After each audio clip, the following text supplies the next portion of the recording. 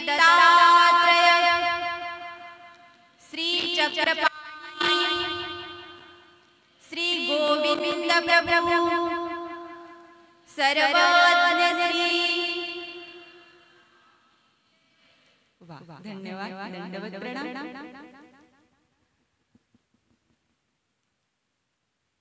सुंदर असा चालत असलेला हा सप्ताह, आजचा सप्ताहाचा कितवा दिवस आहे महिला मंडळ? पाचवा। कितवा? पाचवा। पाचवाच ना? आजचा सप्ताहाचा पाचवा दिवस आणि पाचव्या दिवसाची सेवा माझ्याकडे आली आहे।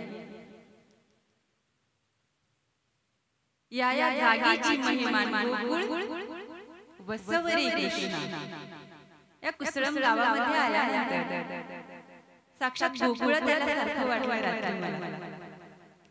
खरंच खूप सुंदर गाव आहे। या गावाची जेवढी महिमा गावी ना तेवढीच कमी आहे। मी कालच सांगितलं हे गाव म्हणजे विद्वानांचं गाव आहे। या गावामध्ये सगळे विद्वान लोक जन्माला आले आहेत। या गावामध्ये असणारे आदरणीय श्रद्धेय प्रातस्मरणीय आचार्य प्रवर मोठे बाबाजी तसेच नवे बाबाजी आणि मोठे बाबाजी दोन्ही बाबाजींच्या चरणी माझा साष्टांग दंडवत प्रणाम। तसेच ज्यांच्या सुमधुर वाणीतून तुम्ही कृष्ण कथा ऐकताय, श्रीमद भागवत कथा ऐकताय, तसे भागवताचार्य आदरणीय श्रद्धेय संदीपराव दादा पाटील यांनाही माझा साष्टांग दंडवत प्रणाम। सर्व आश्रमस्थ संत महंत आदरणीय श्रद्धेय सर्वांना माझा दंडवत प्रणाम। तसेच तुम्ही ज्यांच्या अमृतमय वाणीतून धर्म कसा आहे, देव कसा आहे यांचे निरूपण करणारे असे व्याख्याते सुप्रसिद्ध महानुभव पंथामध्ये जे सुप्रसिद्ध आहेत अंजन गावकर सर, त्यांनाही माझा दंडवत प्रणाम। ज्यांनी मला घडून योग्य केलेला आहे, इथपर्यंत ज्यांनी मला आणलेला आहे। माझे जीवन त्या कृष्णासारखंच आहे।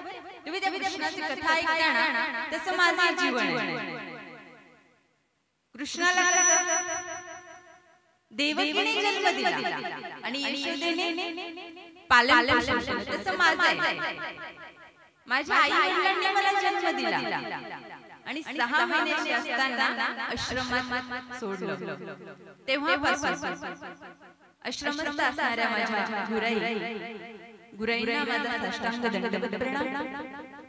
तसेच बरडश्वरा निवासी आदरणीय श्रद्धेय प्रातस्मरणीय मम गुरुवर्यांच्या चरणी माझा साष्टांग दंडवत प्रणाम। बाहेरगावून आलेले सर्व तपस्वी आदरणीय श्रद्धेय सर्वांना दंडवत प्रणाम। बाहेरगावून आलेले सर्व भाविक भक्त मंडळी तसेच सर्व लाडक्या बहिणी सर्वांना दंडवत प्रणाम करते आणि माझ्या प्रवचन रूपी सेवेला सुरुवात करते। मी आज प्रार्थना का घेतली? कारण की आजचा विषय आहे भगवंताचं नामचिंतन, भगवंताचं स्मरण। मी तुम्हाला काल सांगितलं होतं मी 3 दिवसाचे 3 विषय निवडले। काल आपण भगवंताची भक्ती केली, भगवंत कसा आपला करायचा, त्याच्यावरती विश्वास कसा ठेवायचा, त्या भक्तीच्या माध्यमातून देवाला आपलं कसं करायचं हे आपण काल बघितलं। परंतु पहिली पायरी चढली, आता दुसरी पायरी म्हणजे भगवंताचं नामचिंतन। त्या भगवंताच्या नामचिंतनामध्ये किती ताकद आहे, कारण की नामचिंतन हे केंद्रबिंदू आहे। प्रपंचामध्ये जगत असताना, संसारात जगत असताना प्रत्येक गोष्टीला लागलेली एक संज्ञा आहे। कारण की प्रपंचामध्ये प्रत्येक वस्तूला नाव दिलेलं आहे ना, अमक्याचं अंकन आहे, टमक्याचं टमकं नाव आहे, प्रत्येकाला नाव दिलेलं आहे। जो जन्माला आला त्याला नाव दिलेलं आहे।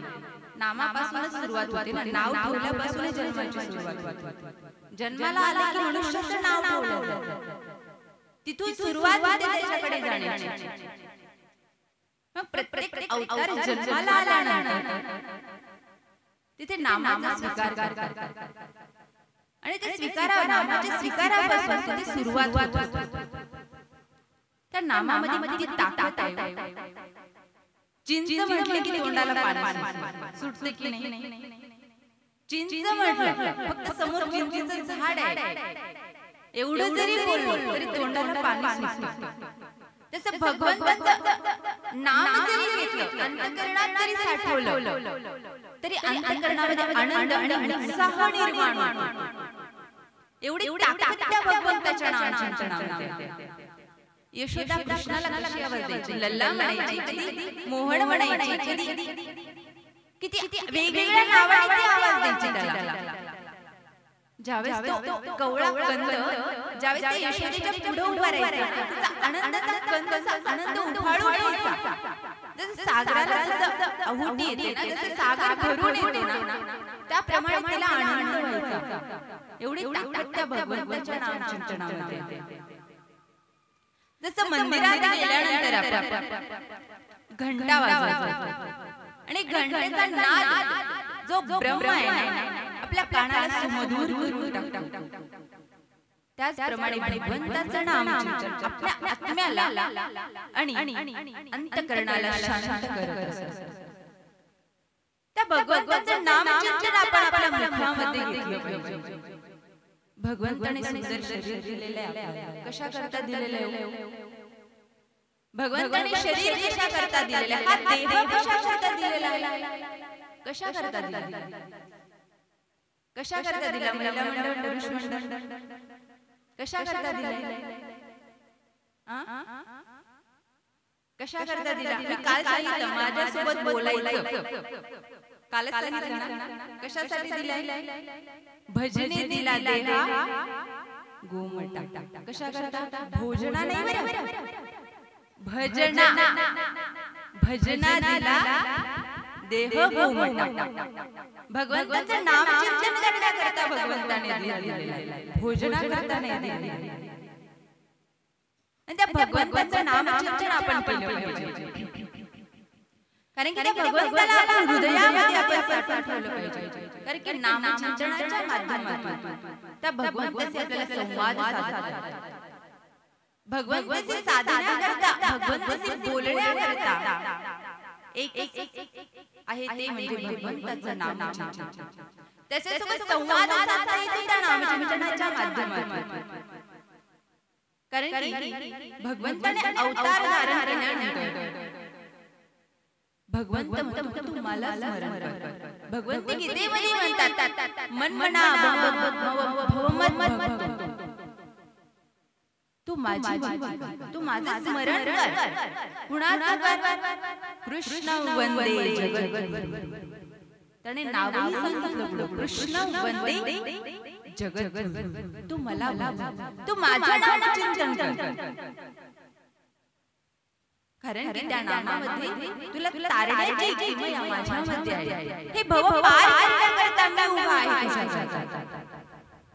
कारण की हा संसार रूपी असलेला हा भवसागर आहे. हे तरुण जाण्यासाठी काय आहे? भगवंताचं नाम चिंतन.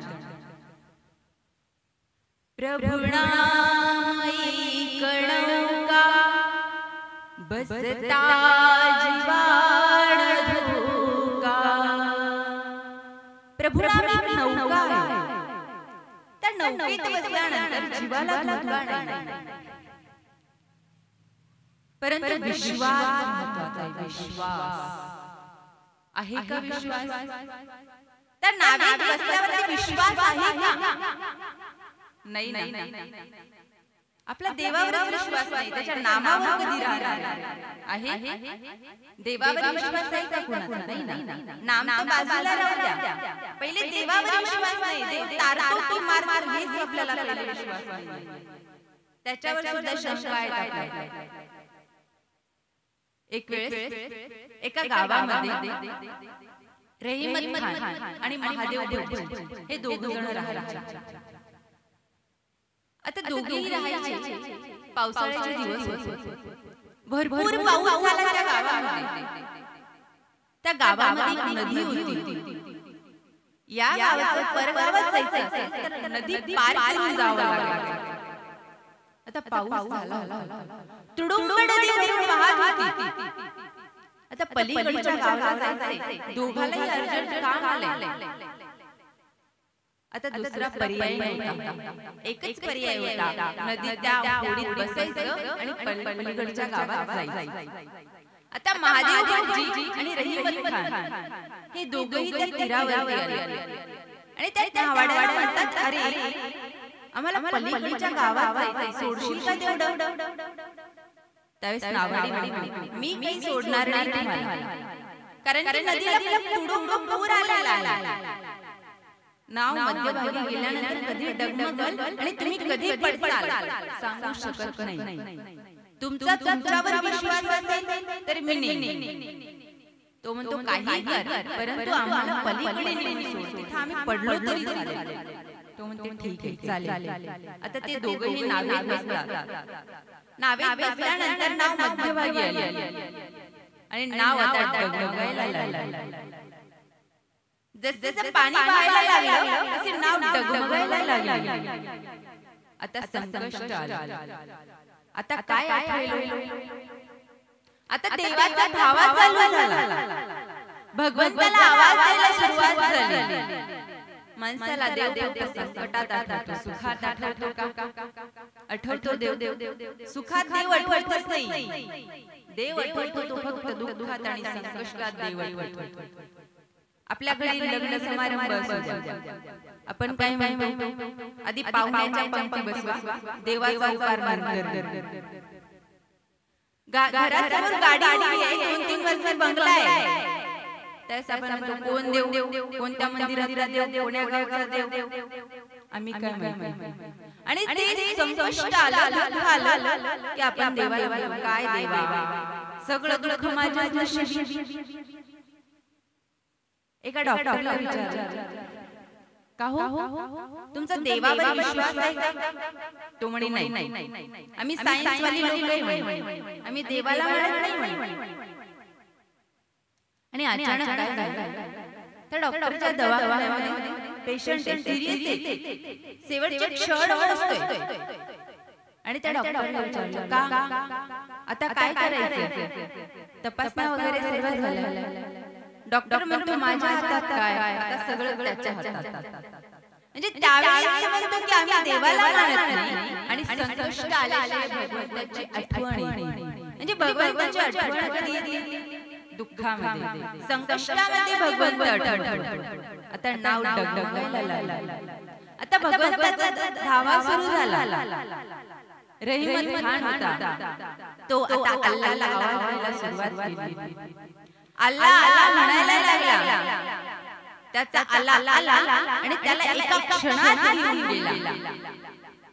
परंतु महादेव भटजी होता ना, त्याने सुरू केलं रामा, लक्ष्मणा, हनुमंता, कृष्णा, एका मागे एक वेगवेगळे देवाचे नाव घ्यायला सुरुवात केली. परंतु रहीमत खान एका क्षणात गेला आणि महादेव भटजी डगमगला आणि पाण्यात पडला. परंतु भगवंत दयाळू आहे, त्याने खोड होतं, त्या खोडाच्या साह्याने कसा तरी त्या तीरावर आला.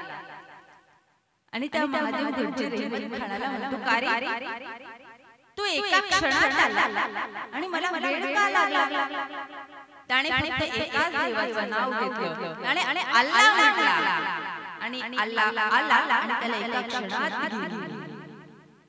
हा रहीमत महादेव भटजी सुद्धा कृष्ण म्हणून तिथे जर थांबला असता तर एका क्षणात भव पार करून गेला असता. त्याचा देवावर विश्वास नव्हता, त्याचा नामावर विश्वास नव्हता. आपलंही तसंच आहे, आपल्या देवावर विश्वास नाही, नामावर विश्वास नाही, तर आपण भवपार कसा करून जाणार? आपल्या गुरुने दिलेला आपला गुरुपदेश, गुरु मंत्र आहे ना, त्याच्यावरती आपला विश्वास पाहिजे. नाही, हे देवाचं नाव आहे, निश्चितच मला तारून नेणार आहे, मी याच्याशिवाय दुसरं कुणालाच भजणार नाही, ही निष्ठता माणसात पाहिजे. तेव्हा कुठेतरी नाम सहाय्य करत असतं. केलं ना, आमच्या साधा इसाला एका क्षणामध्ये तारून नेण्याचं काम आमच्या सर्वस्वी चक्रधर स्वामींनी केलेलं आहे. काऊळ गावला साधाईचा आलेली सोबत आई आहे आणि मैत्रीण पण सोबत आहे. साधीला मात्र वेड लागले, कधी जाईल त्या भगवंताकडे, कधी भेटेल माझ्या भगवंताला. साधीला वेड लागले. सायंकाळ झालेली आहे, काही सुचत नाही साधीला, फक्त एकच पाहिजे, मला देवाला भेटायचंय. सन्निधानात असं सुद्धा मला बोलणं झालं नाही देवासोबत, देवासोबत माझी चर्चा झाली नाहीये, मला भेटायचंय देवाला. साधीला वेड लागलेला, सायंकाळची वेळ झालेली आहे, पूजा आरती झाली आणि संध्याकाळच्या वेळेस साधा आईला म्हणते, आई चल ना ग, तर देवाला भेटायला जाऊ ना आपण. अगं साधी वेडी झालीस का, रात्रीचे 9 वाजले, अंधारात कुठे जायचंय. साधीला साधीला फक्त वेड लागलं होतं, देवाला भेटायला जायचंय. ज्याला देवाचं वेड लागलं ना, त्याचा देह पण जाग्यावर राहतो, त्याचा देह स्थिर राहत नाही, त्याला फक्त एकच ध्येय असतं, माझा देव मला भेटला. साधीला तसंच झालं.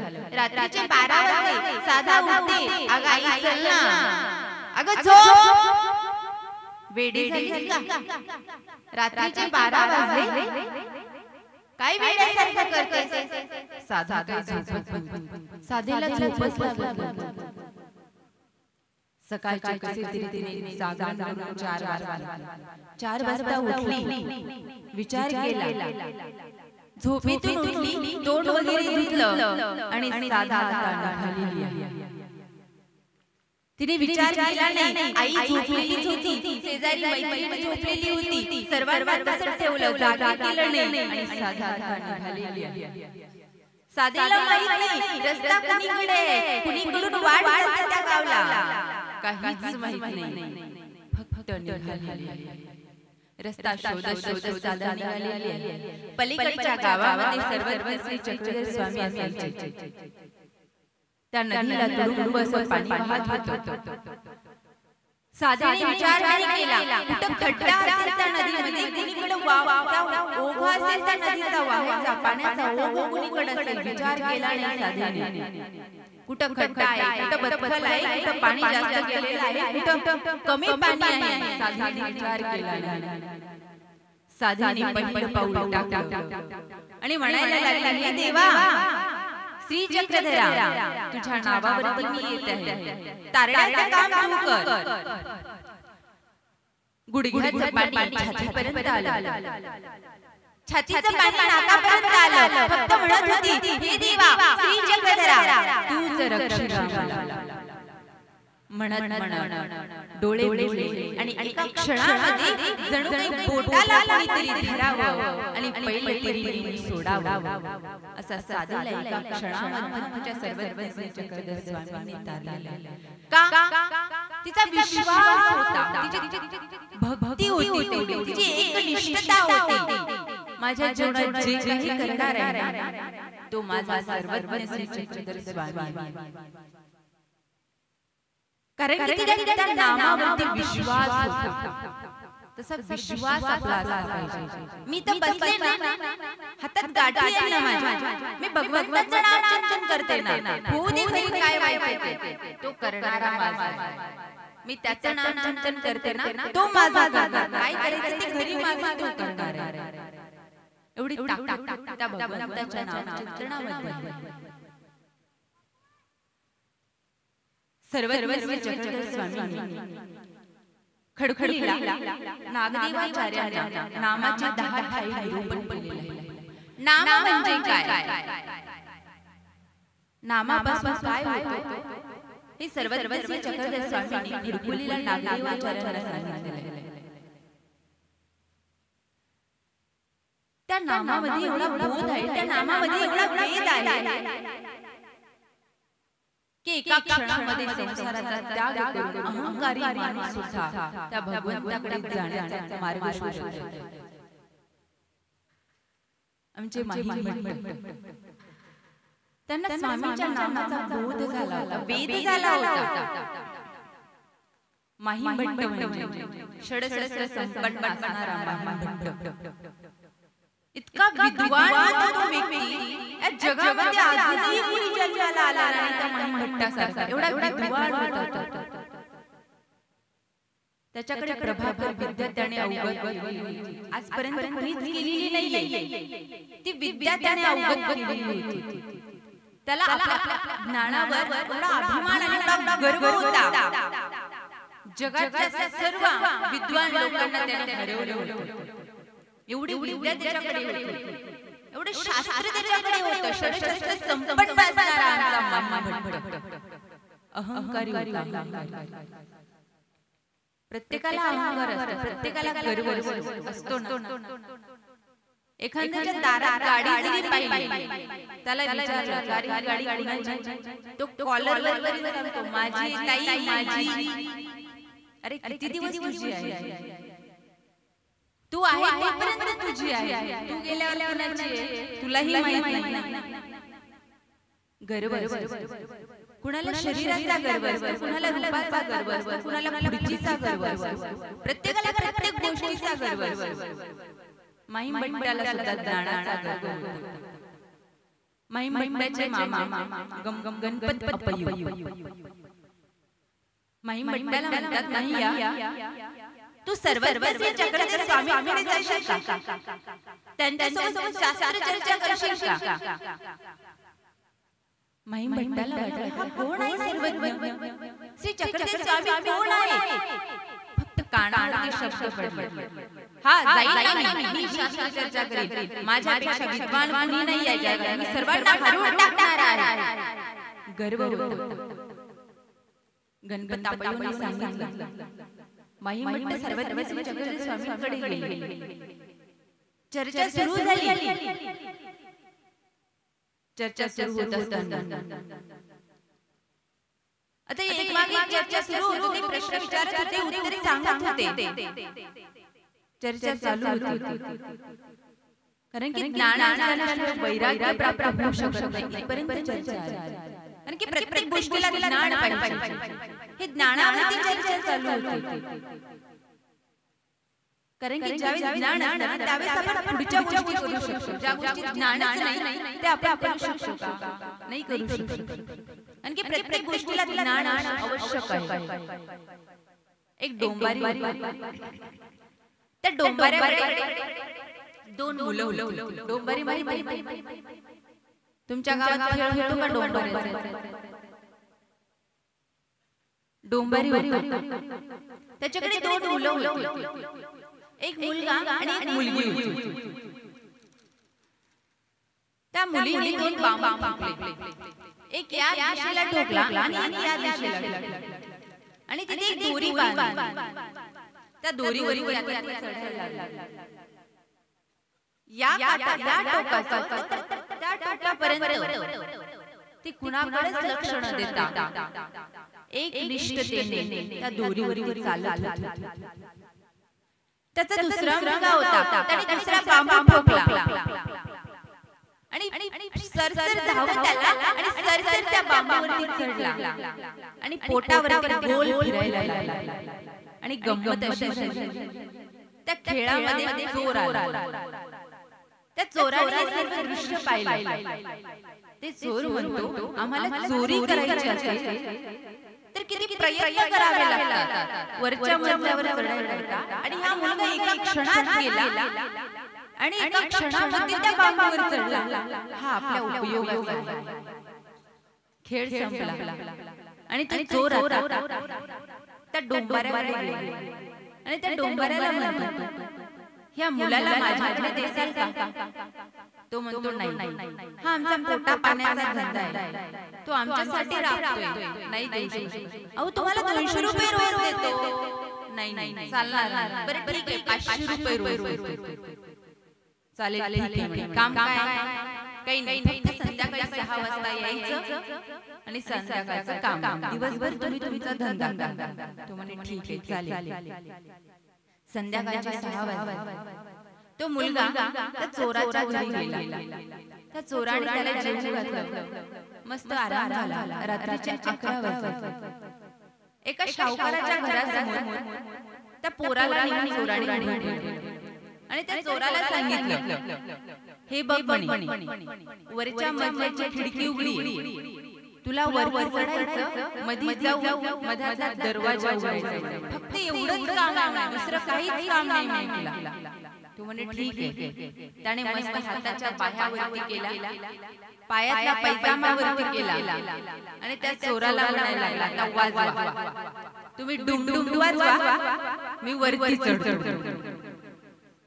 कारण की त्याला त्या आवाजाची सवय होती. जोपर्यंत तो डुमडुम वाजवत नव्हता तोपर्यंत त्याला वरती चढता येत नव्हतं.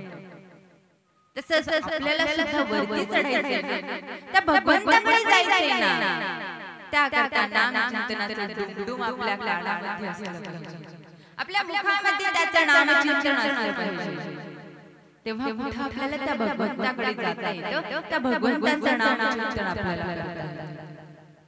त्याला जशी त्याची सवय आहे ना, त्या डुमडुम आवाजाची सवय आहे, तशी आपल्याला सुद्धा भगवंताच्या नामचिंतनाची सवय असली पाहिजे. तेव्हा कुठं तो भगवंत आपल्याला लागता येतो, कुठं नामचिंतन करता येतं आपल्याला. महिला मंडळ वेळ भेटल्यावर काय काय गप्पा करता, शेजारी नेऊन बसते, तिला म्हणते, तुला सांगते, अख्ख्या कुसळमला आग लागली. रिकाम्या वेळात आपण हे काम करत असतो, रिकाम्या वेळात भाजी निवडत असतो, एखाद्या पार्लरचा कोर्स करत असतो, कोणी चित्र काढत बसतं, कोणी रांगोळ्या काढत बसतं. नको ते काम आपण रिकाम्या वेळात करतो. हातात गाठी घेतो का? नाही. त्या रॅक मध्ये भांडी काढतो, चमकावी म्हणून परत त्याला घासतो, परत रॅक मध्ये लावतो. माझ्या गुरुगुरीनीला अशी सवय आहे, 2-3 दिवसातून डबे काढायचे, त्याला घासायचे, परत रॅक मध्ये लावून ठेवायचे. दिवसातून 3दा फ्रीज काढायचे, फ्रीज आवरायचं, परत लावून ठेवायचं. रिकामा वेळामध्ये आपण असे काम करत राहतो. मी म्हणत नाही तुम्ही काम करू नका, तुम्ही संसार करू नका असं म्हणत नाही, माझ्या सोबत सगळे जण असंही म्हणत नाही. संत तुकोबाराय म्हणतात, संसारी असावे असुनी नसावे, भजन करावे वेळोवेळा. माणसाने कधी संसारात असून नसल्यासारखं असावं आणि त्या भगवंताचं नामचिंतन करावं. आपण कामाला बाई लावतो आणि बाईच्या मागे आपण उभं राहतो, काम व्यवस्थित करावं. मी म्हणत नाही उभं राहा, पण हातात गाठी घ्या, गाठी घेऊन तिच्या मागे उभं राहा, नामचिंतन करा, तेवढं तुमच्या उपयोगाला जाईल. आपण स्वयंपाक करतो, महिला कमीत कमी 1 तास तरी त्या भगवंताचं नामचिंतन करावं, त्याची सेवना करत बसावी 3 तास तरी, 4 ते 3 तरी करावी. बाहेरचे एरवी 3 ला जावं, सगळं काम दिवसाचं 3 ला काम आवरते, 4 ते 5 करेक्ट वेळात मालिका लागतात, 4 ते 5 असं तरी त्या मालिका आवरल्या, 5 वाजता पोरं शाळेतून येतात, स्वयंपाकाची तयारी होते, स्वयंपाक करत बसतो आणि स्वयंपाकात बी कुठं लक्ष आहे, स्वयंपाक बी कसा करतो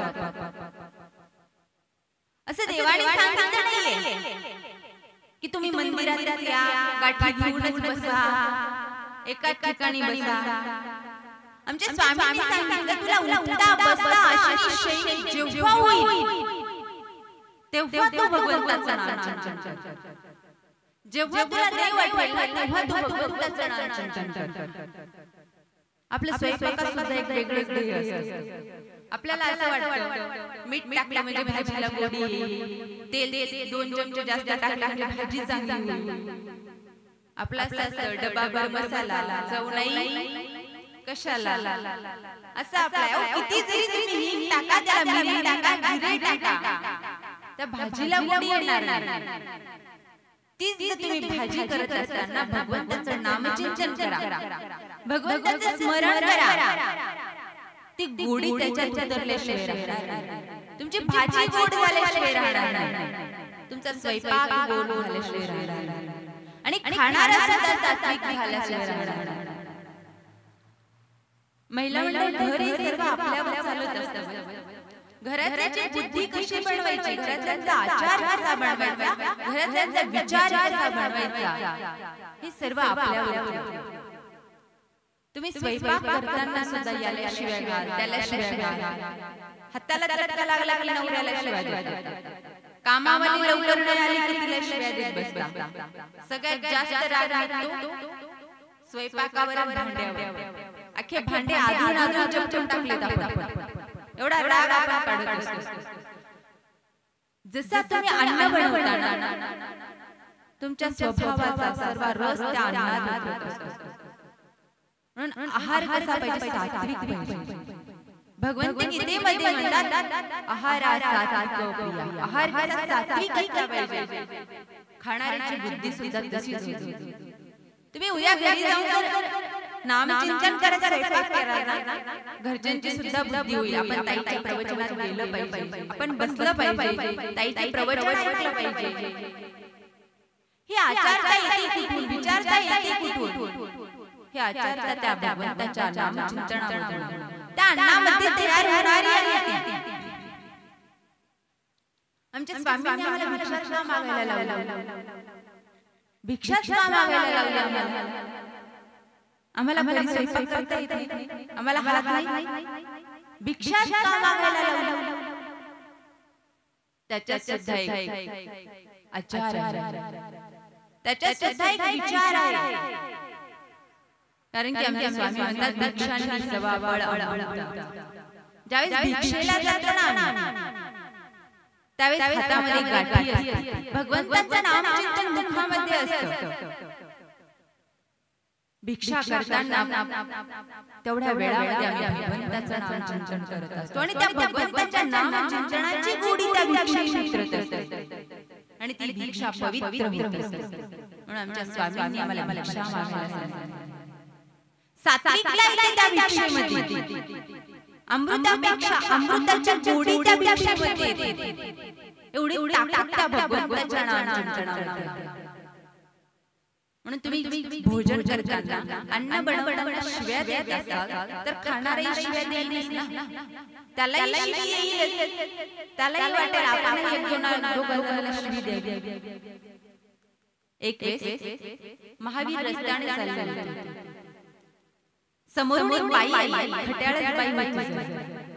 महावीर मात्र खाली मान घालून चालत होते. ती बाई तिकडून आली.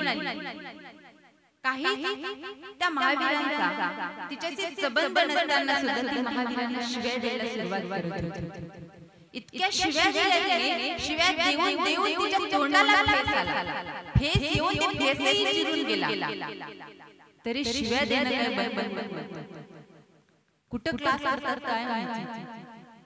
इतक्या शिव्या दिल्या, इतक्या शिव्या दिल्या, कोरडी पडली. महावीर मात्र खाली मान घालून शिव्या संपून गेल्या तिच्या. त्यावेळेस महावीरांना ती विचारते, मी तुम्हाला एवढ्या शिव्या दिल्या, तुम्ही मला एक शब्द सुद्धा उलटून बोलला नाही.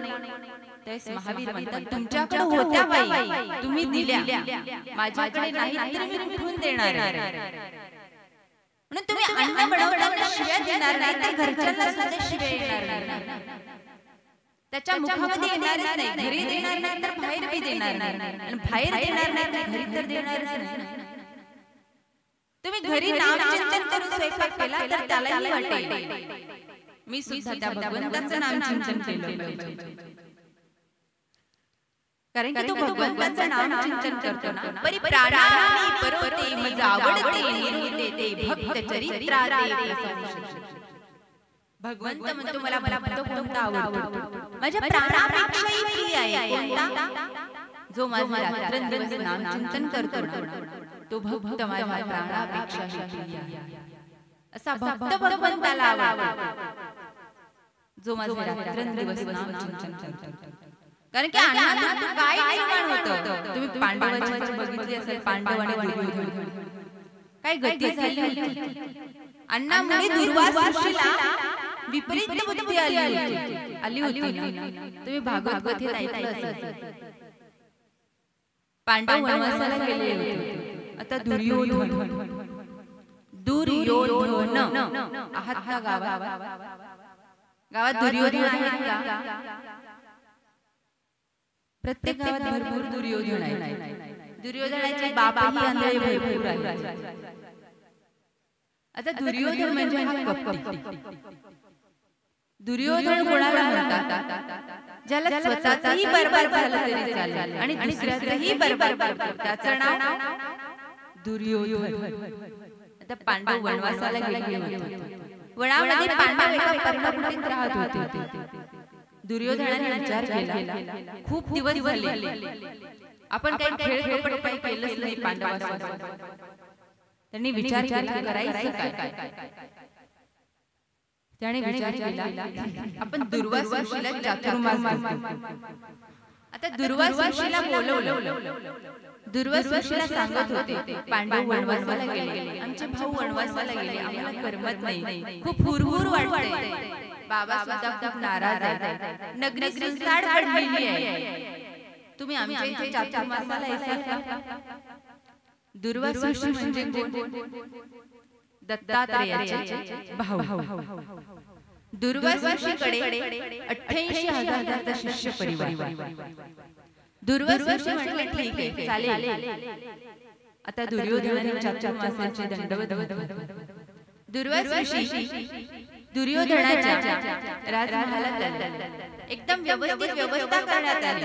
मंडप टाकण्यात आला, जेवणाचा मंडप वेगळा टाकण्यात आला, राहण्याचा मंडप वेगळा टाकण्यात आला. सर्व काही व्यवस्था एकदम व्यवस्थित झाली. पंक्ती बसत होत्या, पंक्ती उठत होत्या.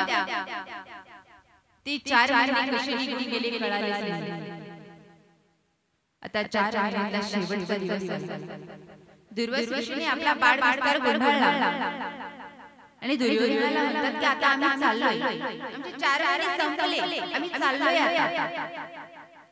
त्यावेळेस दुर्योधनाला म्हणतात मागा काही. दुर्योधन म्हणतात काहीच नको, आम्हाला सर्व काही आहे, समाधान होतं. तरी दुर्वास ऋषी म्हणतात मागा. आता हा पहिलाच कपटी, याला काहीतरी मागायचंच होतं, काहीतरी कपट करायचंच होतं. त्यावेळेस दुर्योधन काहीच नको, ते आमचे भाऊ आहेत ना वनवासाला गेलेले वनामध्ये, त्यांनाही थोडं काहीतरी सेवादाश. आता दुर्वास ऋषी म्हटले ठीक आहे चालेल. आता दुर्वास ऋषी तडतडत्या वनामध्ये निघाले. वनामध्ये निघालेले आहे. सायंकाळची वेळ होती. 88,000 शिष्य परिवार घेऊन दुर्वास ऋषी निघाले. त्या पर्णकुटीच्या जवळ गेल्यानंतर धर्मराजा बाहेर येतो आणि दुर्वास ऋषींना साष्टांग दंडवत घालतो आणि म्हणतो बोला काय सेवा करू. दुर्वास ऋषी म्हणतात आम्ही भुकेने व्याकुळ झालेलो आहोत, आम्हाला जेवण करायचंय, तुम्ही स्वयंपाक बनवून ठेवा, आम्ही स्नान करू. 88,000 शिष्याचे भोजन करायचे. आपल्या इथे 8 माणसं आली तर तारांबळ होते. 8च लिहून द्या. ही नवऱ्याला शिवाय म्हणते आधी सांगायला काय झालं होतं तुम्हाला, 8 जण जेवायला येणार होते, तुम्हाला तर अक्कल नाही, घरात मीठ नाही, मिरची नाही, एक तर कोथिंबीर संपलेली, भाजीपाला काही नाही, तुम्हाला अक्कलच नाही. आधी एक फोन करून सांगायचं. इकडून तिकडून कसा तरी स्वयंपाक बनवला मग पंक्ती बसला की वाढायला ते विचारूच नका. भात आला तर वरण येत नाही, वरण आलं तर मीठ येत नाही, मीठ आली तर चपाती येत नाही. इथे 88,000 लोकांचा ऋषींचा स्वयंपाक करायचा होता. आता सर्व शिष्य परिवार नदीच्या तीरावरती अवनीला गेलेले. इकडे आता इंद्राने द्रौपदीला एक थाळी दिली. त्या थाळीमध्ये सायंकाळपर्यंत अन्न तयार व्हायचं आणि सायंकाळच्या नंतर अन्न तयार होतं. आता सर्वांचे जेवण झाले होते. ते थाळी धुवून बाजूला ठेवली होती. आता द्रौपदी श्रीकृष्णाचा धावा करायला सुरुवात केली. कारण की तिला आठवलं आपल्या संकटामध्ये आता फक्त कृष्ण धावून येणार आहे. कारण की जिथे विश्वास असतो ना नामावरती, जिथे भगवंतावरती विश्वास असतो ना, त्यावेळेस आपण त्याला बरोबर आवाज देतो. आपल्या घराचं मीठ संपलं, तेल संपलं, बरोबर शेजारच्या घरात आपण जातो. माहिती तिच्या घरात भेटेल की नाही माहित नसतं, परंतु जातो. तिलाही माहित होतं माझ्या संकटात धावून येणारा फक्त कृष्ण आहे. याच्या त्याच्या दारात जाण्यापेक्षा माझ्या कृष्णाला आवाज देईन. कारण की तिचा तो भाऊ होता. तिने भाऊ मानलं होतं कृष्णाला. कृष्णाला आपला भक्त प्रिय. आता मात्र कृष्ण आता आवाज द्यायला सुरुवात केली. कृष्ण धावते झाले. बोल बहीण काय झालं, काय पाहिजे तुला. तेव्हाचा भाऊ वेगळा होता. आताच्या बहिणीला काय येतात. आता बहिणीला काय झालं. कृष्ण मात्र धावते झाले आणि म्हणायला लागले अगं मला भूक लागली आहे का खायला काय. अरे इकडे जेवण करायचं तू म्हणतो की मला भूक लागली. अगं तू मला तर दे पहिले नंतर त्यांचं बघ. अरे काहीच नाही रे कृष्णा घरामध्ये. अगं बघ असेल काहीतरी. नाही रे कृष्णा. अगं बघ त्या थाळीला माझे पान टाकलेलं. कृष्ण म्हणतात ते बघ ते पान आणि द्यायची का मला. त्या द्रौपदीने ते पान दिलं. कृष्णाने खाल्लं आणि ढेकर दिलं. त्या कृष्णाने ढेकर दिलं. तिकडे 88,000 ऋषींनी सुद्धा ढेकर दिलं. त्यांचं पोट भरलं ते तृप्त झाले. इतकं जेवण झालं की पार पोटातल्या घशापर्यंत इतकं त्यांचं पोट भरलं. आता दुर्वासा 88 ऋषींना घेऊन पर्णकुटीपर्यंत आला. आता इकडे जेवणाची व्यवस्था केलेली होती. पंक्ती बसायला व्यवस्था केलेल्या होत्या. तेच दुर्वासा ऋषी म्हणतात की आम्हाला जेवायचं नाही. आमचं पोट भरलंय आता सर्व. दुर्वासा ऋषी म्हणतात की मी तुमचा अंत पाहिलाय. परंतु कृष्णाला पाहिल्यानंतर कळालं की ज्याच्या मागे कृष्ण आहे ना त्याच्या मागे मी काहीच करू शकत नाही. कोणाचाच अंत पाहू शकत नाही. म्हणून जिसकी जीवन में कृष्ण है ना, जिसकी जीवन में कृष्ण है उसके जीवन में कोई प्रश्न ही नहीं होता. म्हणजे ज्याच्या जीवनात कृष्ण असतो ना त्याच्या जीवनात कोणता प्रश्नच पडत नाही. कारण की कृष्णाचा जास्त मास्टर माइंड चालतं ना त्याला 100 एकही वाचला नाही आणि 5च्या केसाला सुद्धा धक्का लावला. का कारण की त्याच्या भक्ती त्यांनी एवढी एकनिष्ठतेने केली होती. त्याचं नामचिंतन एवढे एकनिष्ठतेने केलं होतं. कारण की तारणारा मारणारा फक्त त्यांनी कृष्णाला ठरवलं. दुर्वासा ऋषी म्हणतात कृष्णा मला ही बुद्धी कशामुळे आली. त्या दुर्योधनाचं अन्न खाल्लं ना म्हणून मला ही बुद्धी आली. अन्न बनवताना भगवंताचं नामचिंतन करा. नाही की त्या अन्नापासून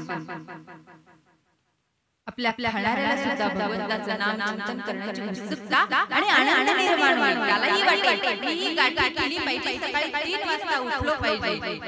भगवंताचं नामचिंतन केलं पाहिजे. आपण उठतो ना सकाळी. मी म्हणत नाही तुम्ही सकाळी उठत नाही. उठता डबा करायचा. पोराला शाळेला पाठवायचं. डबा करायचा. डबा करायचा. अख्ख्या रात्रीपासून चालू असते. डबा करायचा. डबा करायचा. आणि डब्याला काय राहते 2 चपात्या आणि कांद्याची भाजी. अख्ख्या दिवसभर चालू राहते. पोराला डबा करायचा. ओ त्या डबा करण्याच्या अगोदर 5 गाठ्या करा. त्या खाणाऱ्याला सुद्धा प्रसन्न वाटवायचे. दिवसभर तो प्रसन्न राहील. घरी आल्यानंतर तो सुद्धा प्रसन्न राहील. म्हणून नाम स्मरण अत्यंत महत्त्वाचं आहे. तिथं तुम्हाला सांगितलं कुठं जायची गरज नाही. ठाई येतं बैसवणी करा ऐकायचं आवडी आणि तळवा. इथेच बसा ना. एका ठिकाणी बसून भगवंताचं नामचिंतन करा. असं नाही की तुम्ही एखाद्या आश्रमात गेला पाहिजे. एखाद्या झाडाखाली गेला पाहिजे. ठाई येतं बैसवणी करा ऐकायचं. एका ठिकाणी बसा आणि एकनिष्ठतेने त्या भगवंताचं नामचिंतन करा. पण चित्त थाऱ्यावर पाहिजे. चित्त थाऱ्यावर असेल तर ते नामचिंतन करा. आता माहीम सांगत होते तुम्हाला. माहीम शास्त्र चर्चा झालेली आहे. त्यावेळेस सर्वश्री चक्रधर स्वामी म्हणतात भट्टू काय शिल्लक आहे तुमचं कर्म शिल्लक आहे. काय शिल्लक आहे तुमचं. काही शिल्लक नाहीये. आपलं आहे का काही शिल्लक आहे. तुमचं काही शिल्लक आहे का. हा सगळं शिल्लक आहे म्हणा ताई आमचं. पोराचे लग्न बाकी आहेत, पुरीचे लग्न बाकी आहे, सगळं शिल्लक आहे म्हणा आमचं. अहो काय शिल्लक आहे? इथून गेल्यानंतर सर्व सोडून जायचंय. किती जरी कमवा तुम्ही. रात्रीच बाबांनी सांगितलं भागवतात किती कमवा इथं सोडून जायचंय. सगळं कळतं हो पण वळतं कुठं? अहो सिकंदर राजाने एवढं कमवून ठेवलं होतं. इतकं कमवून ठेवलं होतं की 7-10 पिढ्यांना सुद्धा पुरेल इतकं त्या सिकंदर राजाने कमवून ठेवलं होतं. आणि त्याला काय देता आलं? ज्यावेळेस सिकंदर राजाने ओ काही द्यायचं नाही, खाली हाताने आला खाली हाताने जाणार आहे.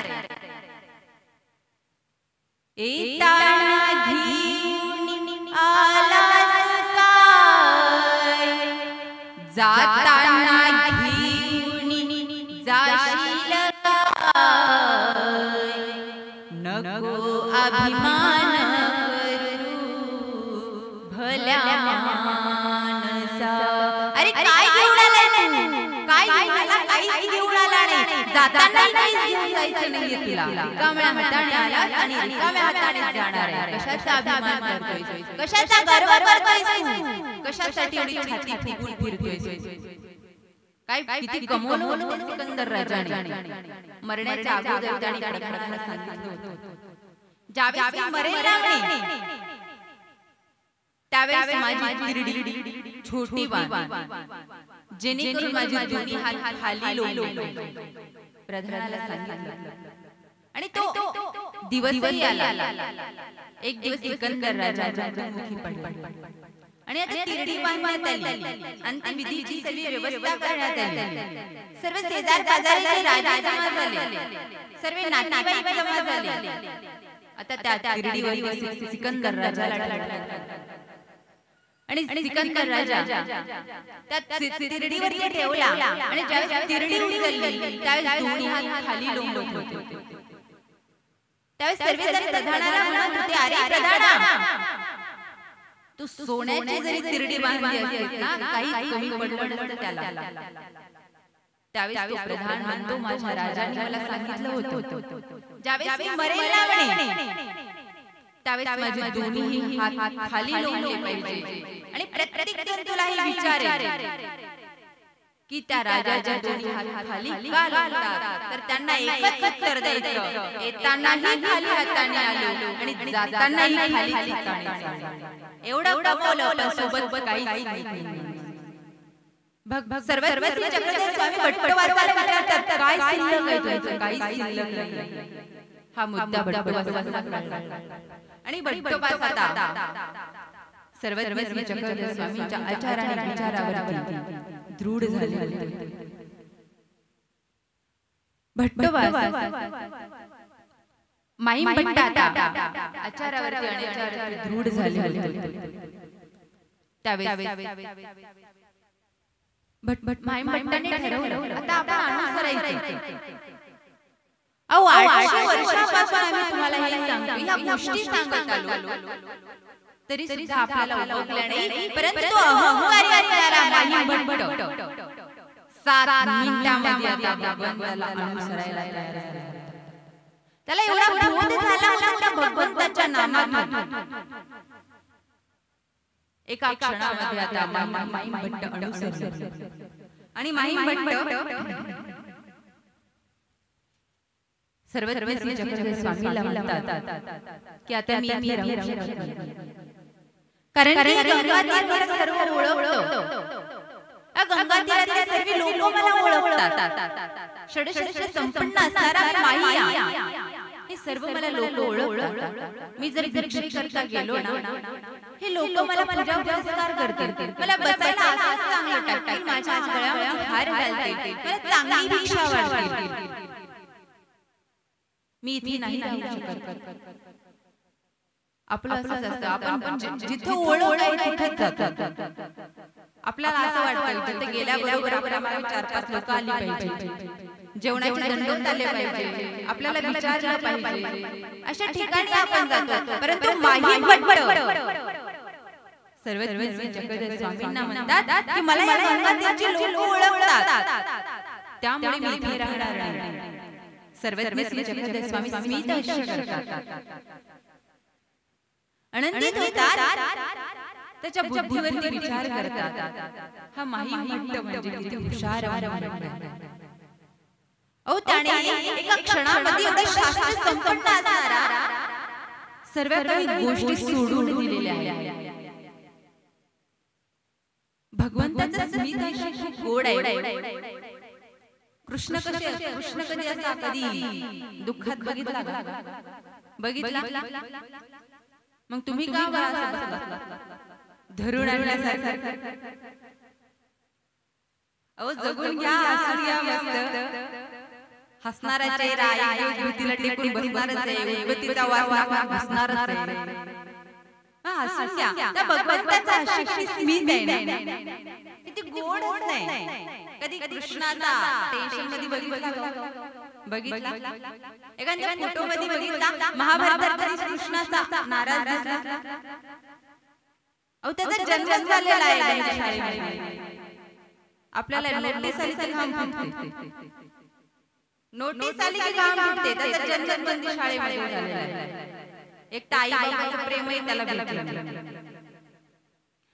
मथुरेत गेला, मथुरा सोडली, कशी तरी गोप सौंगडी जमा केली, तेही सोडून गेला की त्याला रणछोड दास घेतलं. टेन्शन नाही घेतलं, एकदम आनंदित जगला तो. सगळे सोडून गेले त्याला, कोण राहिलं. धर्मराजाला राज्य भेटलं, पांडवाला पांडवाचं राज्य भेटलं, सगळे सोडून गेले पण टेन्शन घेतलं नाही त्याने, आनंदित जगला. आपल्या जीवनाचा उत्साह आनंद थाटात तो जगला. मग तुम्ही आनंदित राहा. तोंडावरती स्मित हास्य असलं पाहिजे, नाहीतर काही काहीच्या तोंडाकडे पाहिलं की असं वाटतं त्याच्या मांडीवर जाऊन त्याला गुड नाईट म्हणजे आनंदित जगा. स्वामी स्मित हास्य केलं. माई म्हणतात की आम्ही आता रुद्धपूरला जाऊ, श्री गोविंद प्रभू महाराजांच्या सन्निधानामध्ये आम्ही जाऊ. सर्वज्ञ श्री चक्रधर स्वामी म्हणतात ना, जा. आता माई रुद्धपूरच्या दिशेने निघालेली आहे. गोविंद प्रभू महाराजांचं नाव ऐकलं त्यांनी, गोविंद प्रभू महाराजांना बघितलं नव्हतं. गोविंद प्रभू महाराजांना काय आवडतं?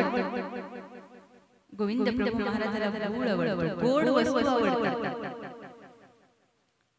आता एका टोपलीमध्ये गुळ घेतला, ती डोक्यावरती घेतली आणि रस्त्याने विचार करत चालले होते. गोविंद प्रभू महाराज कसे असतील, त्यांचे डोळे कसे असतील, त्यांचे ओठ कसे असतील, त्यांचे हात कसे असतील, आपण तर विचारलं पण नाही तो देव कसा आहे.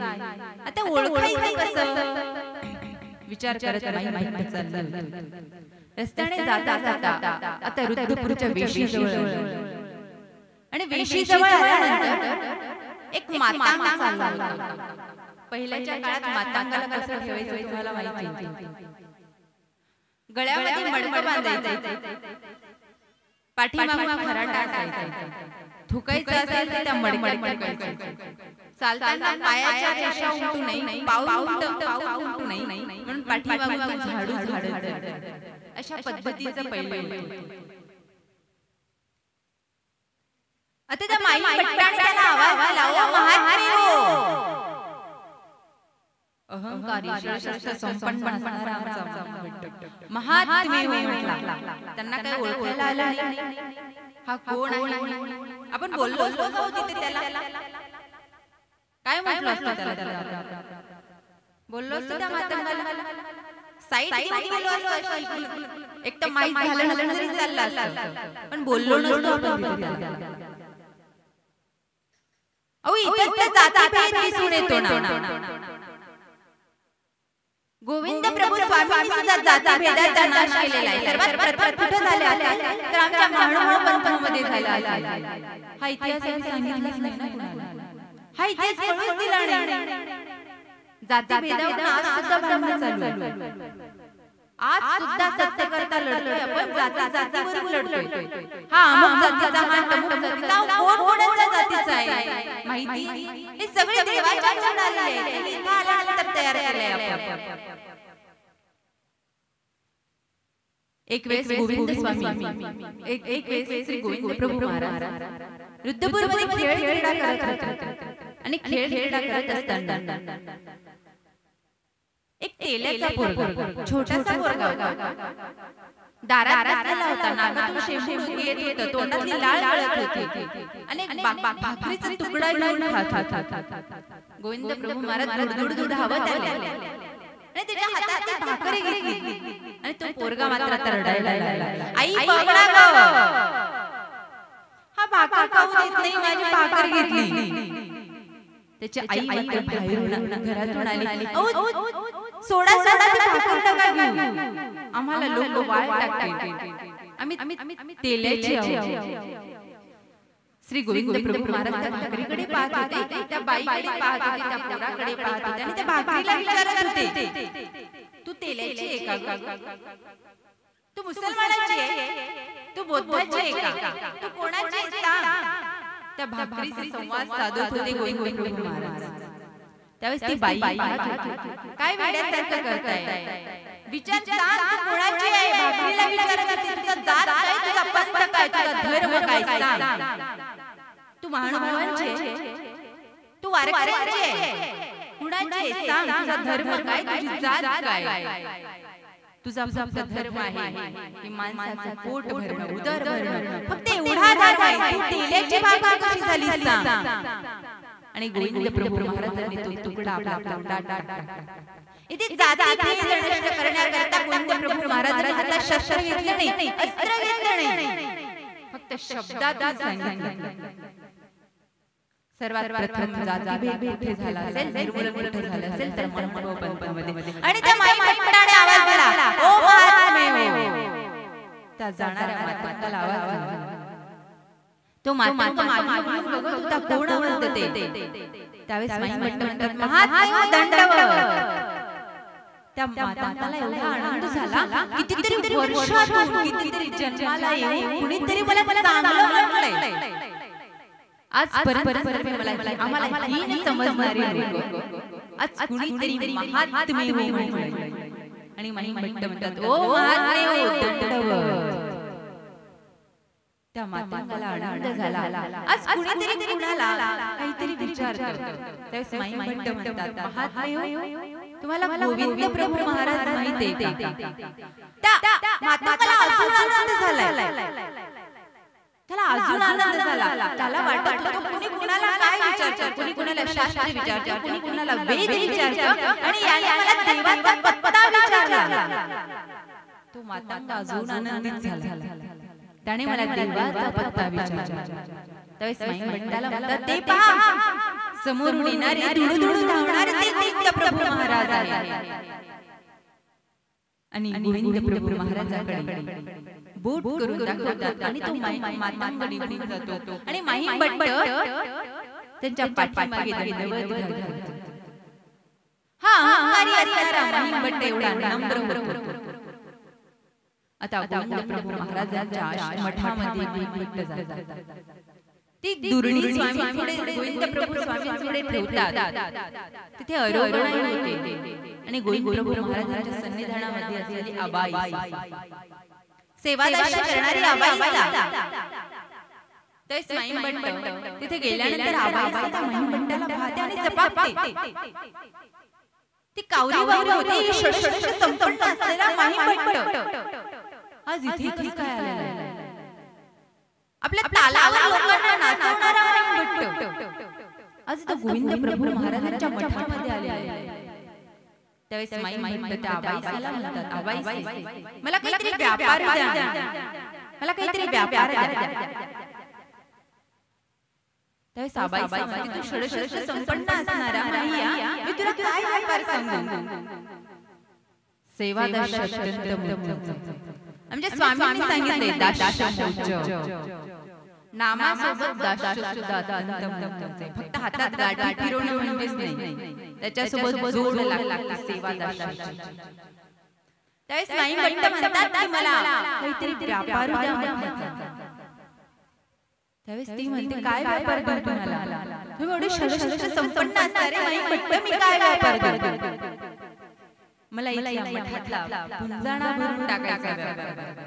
काय मागितलं? पुंजाणा भरून टाकायचा व्यापार. इथल्या चुलीतली राख काढण्याचा व्यापार मला द्या. काय मागितलं? चुलीतली राख काढायचा व्यापार मला द्या. ओ अहंकारी असणारा मैपट्टाने एका क्षणात अहंकार बाजूला ठेवला आणि मटमटला पुंजाणा भरला. आज आपण बाबाला फोन करून सांगतो, बाबा आमची पंगत आहे, आम्ही एवढे लोक येतोय, स्वयंपाक बनवून ठेवा. आमची सासू येते, सून येते, सुनाच्या पोरं येतात, सुनाच्या गावाकडचे येतात, आम्ही एवढी मंडळी येते, स्वयंपाक बनवून ठेवा. मस्त येतात, जेवतात, निघून जातात. अहो फोन करा, सांगा बाबा आम्ही इथे पंगत आहे, आमची स्वयंपाक तुम्ही बनवा, पत्रवाळ्या आणा, ताई स्वयंपाक तुम्ही बनवा, भांडी आम्ही घासू. आपलं पाटील पण जात नाही. एखाद्या आश्रमात गेले की आपण म्हणतात ताला सांगतो, आम्ही कुसळमचे पाटील, मी पण जात नाही, मी पण माई पट्टाने मी पण घातला आणि सेवादार केलेला. एवढा बोध झाला कशातून? भगवंताच्या नामचिंतनातून. त्या नामामध्ये त्याला भगवंताचं नाम ऐकलं सर्वज्ञ श्री चक्रधर स्वामी आणि तेव्हापासून तो बोध झाला की सर्व अहंकार गडबड पडला. आपल्याला अहो सेवादार केलं पाहिजे. आता श्री कृष्ण महाराजांनी राजसूय यज्ञामध्ये स्वतः पत्रवाळा उचलण्याचं काम केलं. आपण साधं मंडपात एखादी पत्रवाळी पडली तरी उचलत नाही. मी एवढा माणूस मंडपातली पत्रवाळी उचलू असा मी पण परंतु श्री कृष्ण महाराजांनी राजसूय यज्ञामध्ये स्वतः पत्रवाळ्या उचलण्याचं काम केलं. आता राजसूय यज्ञाला सुरुवात झाली. ज्याची त्याची कामं ज्याला नेमून दिली होती. द्रौपदीने वाढवण्याचं काम घेतलं होतं. श्रीकृष्ण महाराजांनी पत्रवाळ्या उचलण्याचं काम घेतलं होतं. भीमदादाला सांगितलं होतं सर्वांकडे लक्ष ठेवायचं, सर्व ब्राह्मणांकडे लक्ष ठेवायचं, वाडीची व्यवस्था व्यवस्थित लावून द्यायची. आता भीमदादा म्हणजे भीमदादा मस्त खांद्यावर गदा ठेवायचा, सर्वांना दम ठोकायचा, पत्रवाळी सगळं पाहिजे, नाहीतर तुमच्या शेंडीला काटा. सगळ्या संन्यासाला दम ठोकायचा. कितीतरी लोक जेवायची, उठायची, पंक्ती बसत होत्या, उठत होत्या, त्या दिवस चालले होते.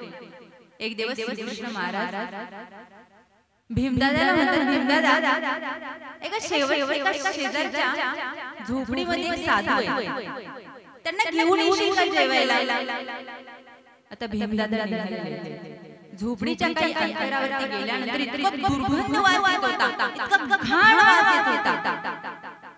त्या भीमदादाने आपल्या नाकाला दस्ती लावली, स्प्रे मारला तरी सुद्धा वास जात नाही, इतका गदळ वास येत होता, घाण दुर्गंध येत होती. त्यावेळेस भीमदादाने दुरून आवाज दिला, ओ कोण आहे या झोपडीमध्ये? त्यावेळेस एक विचित्रच प्राणी त्या झोपडीतून बाहेर आला. कोण होतं माहिती का? त्याचं शरीर पूर्ण सोन्याचं होतं, तोंड मात्र डुकराचं होतं. इतका घाण त्याच्या मुखातून त्याच्या तोंडातून येत होती, इतका घाण वास त्याच्या तोंडातून येत होता. त्यावेळेस भीमदादा विचारतात, कोण आपण? अशी विचित्र अवस्था कशी तुमची झालेली आहे? त्यावेळेस तो सांगायला लागतो, मी जन्माला येऊन भरपूर दान केलं, सोनं दान केलं, नाणं दान केलं, हिरे दान केले, मोती दान केले, परंतु या मुखाने कधी कोणाला चांगलं बोललो नाही. या मुखाने कधी भगवंताचं नामचिंतन केलं नाही. या मुखातून कधी देवाचं नामचिंतन माझ्या तोंडाला आलं. म्हणून ही अवस्था मला आज. म्हणून या मुखाने त्या भगवंताचं नामचिंतन करा. सुंदर असं गोड तोंड देवाने आपल्याला दिलेलं आहे. कशा करता? त्या भगवंताचं नामचिंतन करण्याकरता. अहो किती गोड नाव आहे त्याचं, अमृताहुनी गोड नाम तुझे देवा. अहो अमृतापेक्षा गोड त्या भगवंताचं नाम. आपण घेतो का? नाही घेत. अमृतापेक्षा गोड आहे तरी घेतो. अहो त्या भगवंताचं नाव एका क्षणामध्ये तुम्हाला संकटातून काढण्याचं काम तो करत असतो. अहो द्रौपदीला नाम म्हटलं की आपल्या समोर डोळ्यासमोर द्रौपदी उभी राहते ना. एका क्षणामध्ये तिला वस्त्र पुरवलेले आहे. दुःशासन द्रौपदीला भर सभेमध्ये खेचून आणतो. त्यावेळेस द्रौपदी सर्वांचा धावा करते, सर्वांकडे जाते, द्रोणाचार्याकडे जाते, कृपाचार्याकडे जाते, पाच पती तिथे बसलेले असतात, सर्वांकडे विनंती करते, मला वाचवायचा होता पण तिथे कोणीच तिला वाचवत नाही, कारण की जगच आहे फक्त कामापुरते कामी पडते, जणही सुखाची दिल्या गेल्या अंतही काळीची नाही, अंतकाळी आहे त्या भगवंताशिवाय अंतकाळी आपल्या सोबत कोणीच नाहीये. द्रौपदीने आता विचार केला ही आपली कोणीच नाहीये, याच्यात तारणारा फक्त भगवंत आहे. आता धावा करायला सुरुवात केली, आता भगवंताचं नामचिंतन करायला सुरुवात केली. एक वेळेस काय झालं, रुक्मिणी आणि कृष्ण बसले होते. आता रुक्मिणी आणि कृष्ण बसल्यानंतर आता सकाळी 5 वाजता उठून एक बाबा आरती करायचे, रोज म्हणायचे सकाळची आरती, गरुडावर बैसो नीलव करत्वाया लव करत्वाया नाही तर हा प्राण तेजील सद्भावे लव करत्वाया. आता आरती चालू झाली, ते रुक्मिणी माता श्रीकृष्ण महाराजाला म्हणते, अहो उठा ना, तो भक्त आवाज देतोय तुम्हाला. तो म्हणतोय की गरुडावर बैसो नीलव करत्वाया, अहो लवकर जा म्हणतोय, लवकर या म्हणतोय तो. हा म्हणू दे, झोपू दे ग मला जरा, एक तर किती दिवसातून झोप लागली आणि तू काय लावलाय. अहो तो भक्त आवाज देतोय तुम्हाला, हा माहिती म्हणे माझा भक्त आहे, तो काय म्हणतो ऐकाय म्हणे, हा तो म्हणतोय गरुडावर, अहो पुढे जायला तो काय म्हणतोय, गरुडावर बैसो नीलव करत्वाया लव करत्वाया नाही तर राधी तेजील सद्भावे. लवकर दिलं टाटा देईन म्हणे, जा लवकर तुम्ही. अगर राहू दे म्हणे, ते माझे भक्त आहे, त्याची खोड मला माहिती आहे. वयाच्या 7व्या वर्षापासून आरती म्हणतोय, उद्या त्याचा 70वा वाढदिवस, अजून त्याने दिलं त्याग, त्या भक्ताची खोड मलाच माहिती आहे. असे भक्त कामाचे, ती एकनिष्ठता असली पाहिजे भक्तीमध्ये, एकनिष्ठता असली पाहिजे त्या नामामध्ये. आणि द्रौपदी आता भगवंताचं नामचिंतन करायला सुरुवात केली. द्रौपदीला एका क्षणामध्ये भगवंताने वस्त्र पुरवले, का तिच्या नामात ताकद होती, तिच्या भक्तीत ताकद होती, तिचा नामावरती विश्वास होता, तिच्या देवावरती विश्वास होता. आमची मीरा सुद्धा अहो विष पिऊन त्या भगवंतापुढे नाचते. आज आपला उल्लेख करून सुद्धा तोंड वाकडी जायचं, आज जिलेबी खाल्ली तरी तोंड वाकडी आहेत. आमची मीरा विष पिऊन सुद्धा भगवंतापुढे नाचते. ही ताकद आहे, त्या नामाची ताकद आहे, त्या भगवंताच्या नामाची ताकद तिच्यामध्ये आहे.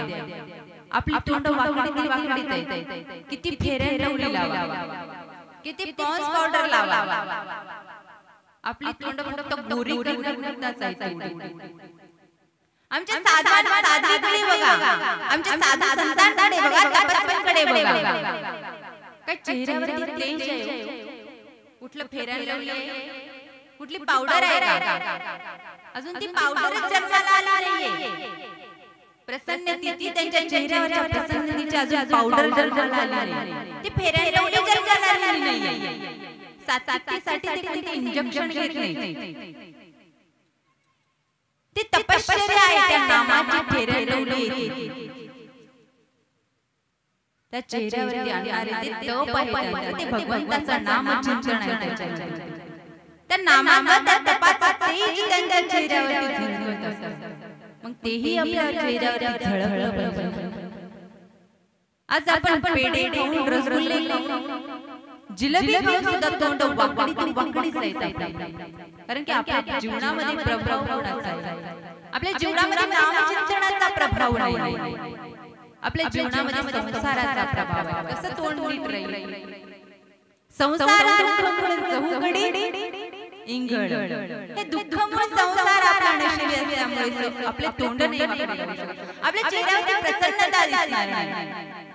जी प्रसन्नता साधूच्या चेहऱ्यावरती आहे ना, संतांच्या चेहऱ्यावरती आहे, ती प्रसन्नता आपल्या चेहऱ्यावरती दिसणार नाही. त्याकरता त्या भगवंताचं नामचिंतन आपल्या मुखामध्ये असलं पाहिजे, त्या भगवंताच्या नामाची गोडी आपल्याला लागली पाहिजे. अहो मीरेला किती त्रास झाला, किती त्रास झाला. राजाची मुलगी होती ती, त्या भगवंताच्या नामामध्ये एवढी वेडी झाली होती. लोक तिला नाव ठेवत होते. नाव प्रत्येकाला ठेवतात. रस्त्यावर गतिरोधक असतात, तसे आपल्याही जीवनामध्ये भरपूर विरोधक असतात. म्हणून लोकांनी नाव ठेवलं म्हणून आपण देवधर्म करायचा नाही का? आपण भगवंताचं नामचिंतन करायचं नाही का? एखादा गाठी घेऊन बसला की एखादा विचित्र प्राणी जातो, तो म्हणतो लई देवधर्म करायला लागला, उद्यापासून गाठी फुटीला.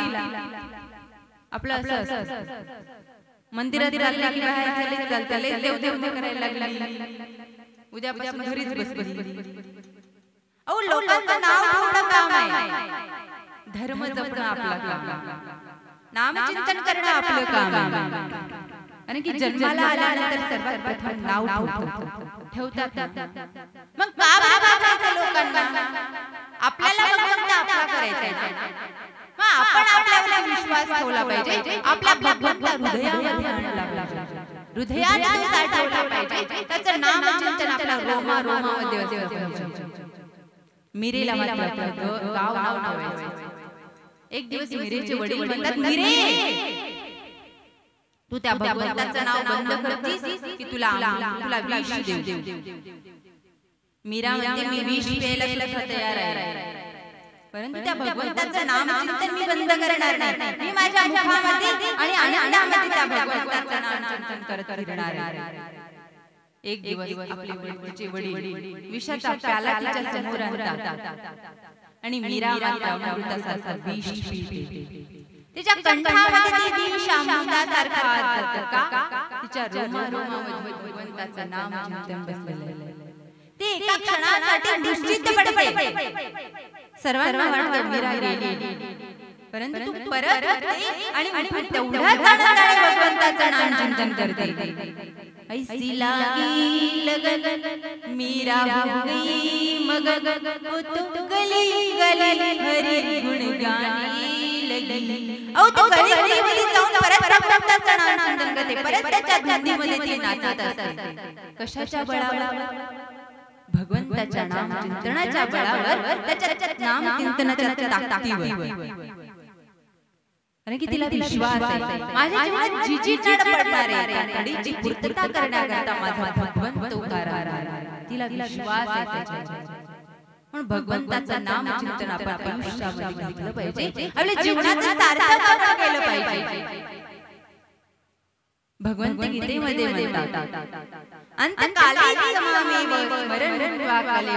अरे हो बाबा, तू म्हणतोय अंतकाली मला आठव, तुझं म्हणणं खरं आहे, पण त्या तोंडाला सवय कुठे आहे तुझी? नाही ना. अंतकाळी नाही वाटवायचं असेल तर त्याला आधी लहानपणापासून त्याला वळण लावावं लागतं ना. इवले रोप लागले द्वारी, त्याचा बिलू गेला गगनावर जर बैल घालायचा असेल तर लहानपणापासून त्याला ओढ लावावं लागतं. लहानपणापासून त्याला संस्कार लावावे लागतात त्या भगवंताच्या नामाचे. तेव्हा कुठे अंतकाळी देव आठवतो ना. आपलं जीवन कसं जातं. बालपणी होते माझे मनाही अज्ञान, तरुणपणी संसारात गेले सर्व ध्यान. वृद्धपण येतानी जागती महान, वृद्धपण येतानी जागती महान. अरे हो, म्हातारपणी देव आठवतो. जेव्हा बाधेत पडतो, हाडाच्या काड्या होतात, तोंडातून नाम नाही, त्यावेळेस देव आठवतो. तेव्हा कुठे देव आठवतो? तेव्हा आपल्या कपाटाच्या चाब्या आठवतात. सुनला विचारतो कपाटाच्या चाब्या कुठे आहेत, पण तिला विचारत नाही मंदिरातला देव कुठे आहे. नाही, अंतकाळी सुद्धा देव आठवत. हा म्हणतो कृष्ण गीतेमध्ये, तू अंतकाळी मला आठव, पण अंतकाळी सुद्धा देव आठवत नाही. अंतकाळी संसार आठवतो, घर आठवतं, दार आठवतं. अंतकाळी संसार आठवतो, भगवंत नाही आठवला ना. आमच्या महादाईला आठवलं. अंतकाळी सुद्धा तिला देव आठवला. नागदेवाचार्य महादेवाला विचारता, महादेवी तुला देव आठवतो ना? माझा चक्र धरू माझा आठवतो. आमच्या महादेवाला सुद्धा अंतकाळी देव आठवला. आपल्याला अंतकाळी फक्त संसार आठवतो, घर आठवतो, दार आठवतो. एक म्हातारा होता, आता शेवटचे क्षण मोजत होता. पण देवयोगाने असं झालं, त्या म्हाताऱ्याची वाचाच गेली, त्याला बोलताच गेलं. आता म्हाताऱ्याला बोलता येईल, पण म्हाताऱ्याने इतका संसार चिकटून गेला होता. अख्ख्या आयुष्यात त्याने भगवंताचं नाम चिंतन कधीच मुखामध्ये देव म्हणजे आठवला नव्हता. फक्त संसार संसार संसार संसार संसार बस, याच्या व्यतिरिक्त त्याला काहीच माहित नाही. आता म्हातारा मरायला टेकला. आता म्हातारा मरायला टेकला, कर्मयोगाने त्याची गेली वाट, त्याला बोलताच नाही. आता म्हाताऱ्याला गप्प बसावं. म्हाताऱ्याचं चालू झालं, म्हातारा असा असा करायचा, असा असा करायचा. म्हाताऱ्याला 4 पोरं होती. 4 पोरं श्रीमंत होती, मोठी होती, बाहेर गावी शिकायला होती. आता पण असं माणसाला किती असलं तरी कमीच पडतं. पोरायला वाटलं आपले बाबा म्हणताय की आपली सगळी प्रॉपर्टी पाठीमागच्या भागात आहे. आता पोरांनी काय केलं, जेसीबी बोलवलं आणि पाठीमागची भिंत पाडली. आता म्हाताऱ्याला तरी शांत बसवलं. म्हाताऱ्याचं चालू झालं, म्हातारा असा असा करायचा ना, असा असा करायचा. पोरांना वाटलं या भिंतीत नसेल, बहुतेक या भिंतीत असेल. ती भिंत पडली, घराच्या 4 भिंती पडल्या. म्हातारा काय गप्प बसला. तेवढ्या गावामध्ये एक मोठा डॉक्टर होता. डॉक्टर म्हणे एक औषध आहे, तुम्ही तेवढी द्या ना बाबाला. काही नाही, 50-500 रुपयाची औषध आहे, जास्त काही नाही. तेवढी आणा, तेवढी बाबाला द्या. ठीक आहे. आता पोरांनी विचार केला, आपल्याला एवढे प्रॉपर्टी भेटेल, आता एवढे पैसे गेले तरी काय करायचं, काय होणार आहे. मग पोरांनी लगेच गेले, सोलापूरहून औषधी आणली, बाबाला दिली आणि बाबाला बाबा चला लवकर बोला, तुमचं बॅलन्स संपणार आहे. आता म्हातारा म्हणायला लागला, अरे वेड्यानो, मला किती वेळचं सांगतोय, आपली गहू चाळायची चाळणी शेजारणीच्या घरी. अहो मरायला लागला आणि 30 रुपयाच्या चाळणीसाठी एवढा खटाटोप करायला. अरे तेच मरताना भगवंताचं नाम घेतलं असतं तर जीवनाचा उद्धार झाला असता, जीवाचा उद्धार झाला असता. परंतु सवय नाही ना मुखाला त्या भगवंताच्या नाम चिंतनाची, ती ओढ लागला भगवंताच्या नाम चिंतनाची.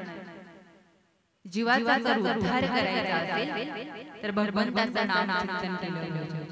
त्याच्यावरती निष्ठा पाहिजे, त्याच्यावरती विश्वास पाहिजे. कारण की तारा मारणारा माझा भगवंत आहे, एवढा विश्वास त्याच्यावरती पाहिजे. कारण की ज्यावेळेस आपण नामावरती विश्वास ठेवतो त्यावेळेस निश्चितच आपलं जीवन सुखमय झाल्याशिवाय राहणार नाही. म्हणून त्या भगवंताच्या नामाची ओढ लागली पाहिजे. कारण की महानुभाव पंथ हा एवढा एकनिष्ठ भक्त धर्म आहे ना. एकाच्या तोंडातून मी ऐकलं ते म्हणे, महानुभाव एवढे एकनिष्ठ आहे, एवढे खरे आहे, ते फुटाफुटावर वर घेत. कळलं? ते फुटाफुटावर वर घेत, ते एकाच जागी खोदतात, इतकं खोदतात की जोपर्यंत पाणी लागत नाही, जोपर्यंत त्याच्यातून पाणी बाहेर येत नाही, तोपर्यंत खोदत राहतात. तिथं पाणी लागलं नाही म्हणून दुसरीकडे जातात. एकाच जागी खोदून तिथूनच पाणी काढतात आणि तिथूनच ते भगवंत शोधत असतात. आणि इथून प्राप्त झाली आणि दुसऱ्या देवाला शरणागती जाणारा हा महानुभाव आहे, एकनिष्ठतेवर चालणारा हा महानुभाव आहे. आणि त्या एका भगवंताच्या नाम चिंतनावर चालणारा हा महानुभाव आहे. तो महानुभाव आपल्याला कळला पाहिजे. आणि त्या महानुभावावर चालत असताना आपल्या सर्वांनी त्या भगवंताचं आपण नाम चिंतन केलं पाहिजे आणि आपल्या जीवनाचा उद्धार आपण घेतला पाहिजे. कारण की हा मनुष्य जन्म आपल्याला एकदाच लाभलेला आहे आणि त्या मनुष्य जन्मामध्ये आल्यानंतर आपला सार्थक कशामध्ये आहे, आपण जे जीवनाचा खरा मार्ग कुठे आहे, तर त्या भगवंताच्या नाम चिंतनामध्ये आहे. म्हणजे भगवंताचं नाम चिंतन आपण केलं पाहिजे. पुढारी जगतो थापावर, पुढारी जगतो थापावर, गारुडी जगतो मापावर, गारुडी जगतो सापावर, व्यापारी जगतो मापावर, व्यापारी जगतो मापावर, आणि तुम्ही आम्ही जगता त्या भगवंताच्या नामचिंतनावर. गोपाल कृष्ण श्री दत्तात्रेय, श्री चक्रपाणी महाराज, श्री गोविंद प्रभु, सर्वज्ञ श्री सत्य सनातन. धन्यवाद. दंडवत प्रणाम. आजची झालेली माझी सेवा माझ्या श्रीकृष्णाच्या चरणी समर्पित करते. जी काही चूक भूल झाली असेल आपली मुलगी म्हणून माफ करा, आणि झालेली सेवा मी पूर्ण विना. दंडवत प्रणाम. दंडवत प्रणाम.